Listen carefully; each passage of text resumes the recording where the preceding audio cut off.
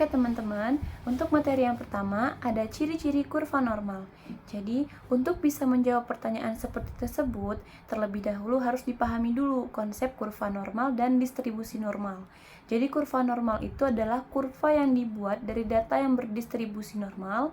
Ada beberapa hal penting yang harus diketahui dalam kurva normal. Yang pertama, yaitu bentuk kurva normal.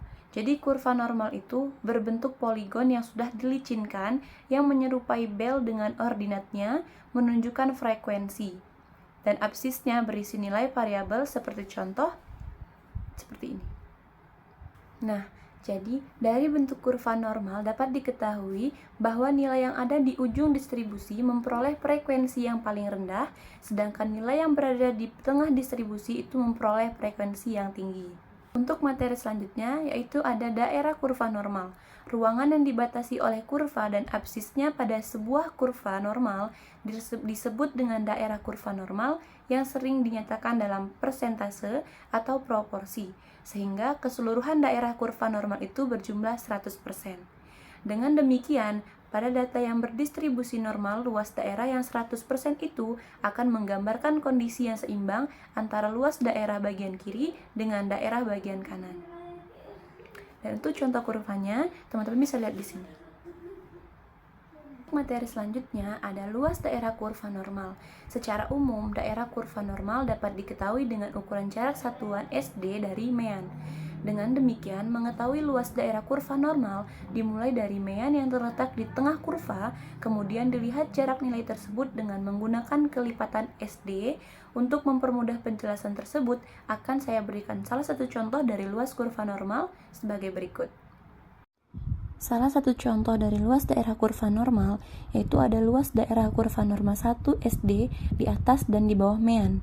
Kalau diletakkan poros ordinat pada absis dengan jarak 1 SD di atas mean, maka daerah yang terletak antara mean dengan 1 SD di atas mean itu adalah seluas 34,13% dari keseluruhan daerah kurva normal. Demikian juga dari mean kepada 1 SD di bawah mean juga memiliki luas daerah 34,13%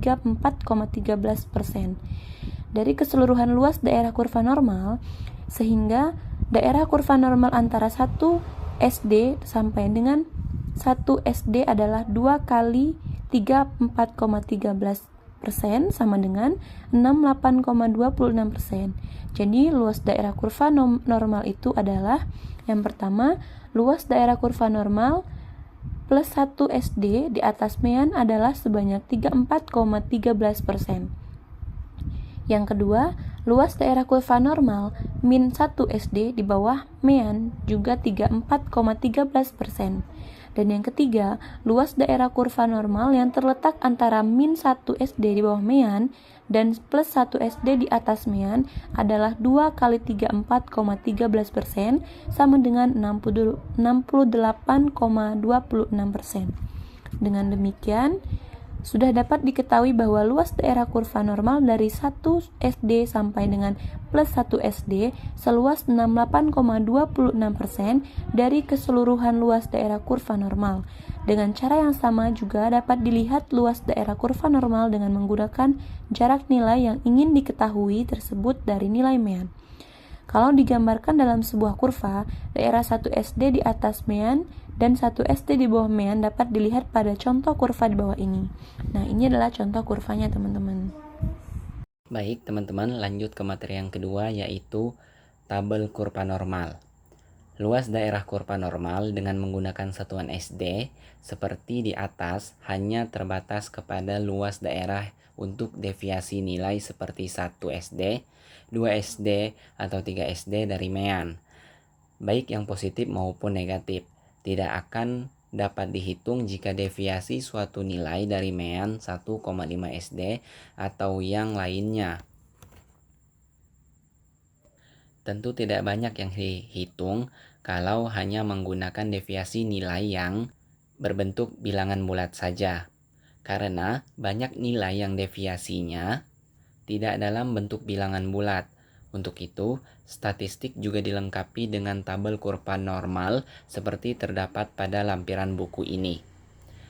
Nah, pada tampilan buku ini, tabel tersebut kolom pertama dinyatakan dengan Z yang menunjukkan deviasi nilai atau penyimpangan nilai, teman-teman, dari mean dalam satuan SD. Untuk mengingatkan kembali rumus Z adalah Z sama dengan X per SD, di mana X sama dengan X min M, X adalah deviasi suatu nilai dari mean, X adalah skor yang dicari. Jadi Z X min M per SD, atau Z sama dengan X min M per SD. Misal, si A, mahasiswa UNP mempunyai nilai 75.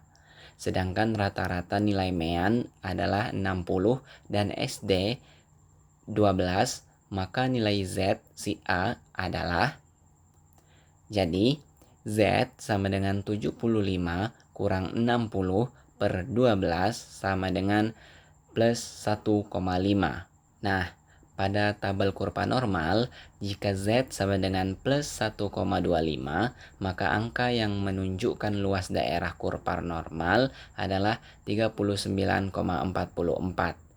Angka 39,44 ini dalam kurva normal adalah dalam bentuk persentase. Angka ini menunjukkan bahwa luas daerah yang terdapat antara mean dengan plus 1,25 SD terdapat seluas 39,44%. Catatan, persentase tertinggi dalam tabel kurva normal hanya 50%, sebab tabel itu hanya mencantumkan daerah separuh dari kurva normal, yaitu daerah di atas atau di bawah mean, sebab kurva normal merupakan kurva simetris di mana bagian kiri dan kanan adalah sama. Sehingga tidak perlu dibuat dua buah tabel dengan mencantumkan angka-angka yang sama. Yang perlu diperhatikan adalah nilai Z, apakah bernilai positif atau bernilai negatif.